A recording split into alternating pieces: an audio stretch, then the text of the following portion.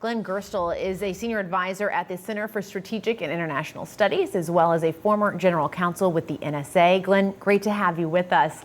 First off, how did these teenagers pull this off, and how concerned should we be that they were able to do it pretty easily? Very concerned is the short answer. This was a combination of just old-fashioned fraud and scams, coupled with rather sophisticated technical abilities.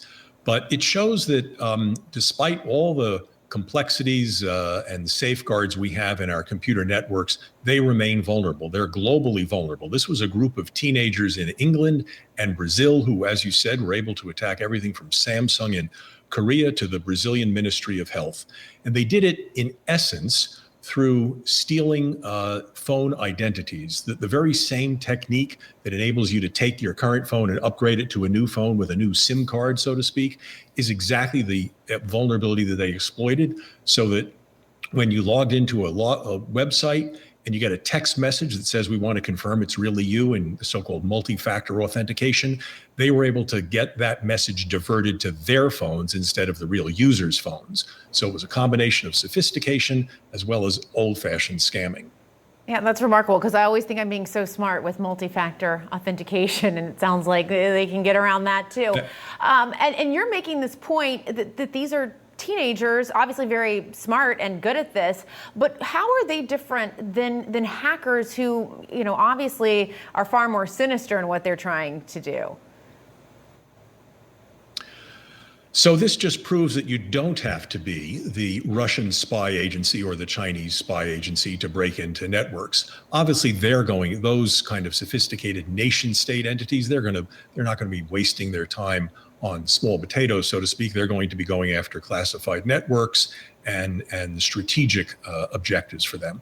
But this shows the complexity of our internet is so significant, because it wasn't designed for authentication in the first place, that it's possible even for someone of relatively lesser sophistication, these teenagers, obviously not sophisticated spy agencies, were able to break into networks because of the vulnerabilities, the layers of vulnerabilities, and the fact that we're fundamentally still relying on passwords, which, as this report makes clear, is an outmoded and ultimately very dangerous thing to rely on. Right, isn't very safe or secure.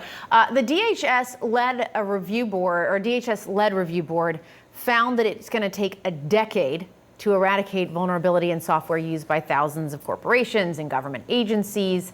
A decade seems like a very long time for a very pressing issue with a lot of vulnerable data.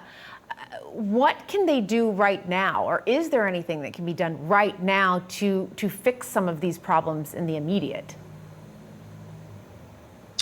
So I think we have to take a longer view of this. There's no doubt that in 2020 and 2021, we were experiencing waves of attacks, the SolarWinds attacks, the Colonial Pipelines attacks, ransomware attacks every day in the newspapers about everything from school districts to companies. And so there's no doubt that the problem got out of hand.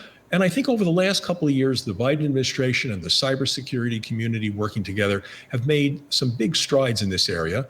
And I think the frequency of some of these attacks is reduced. Hopefully, we're getting a little better. But the reality is it's complex, and it is, in fact, going to take a long time.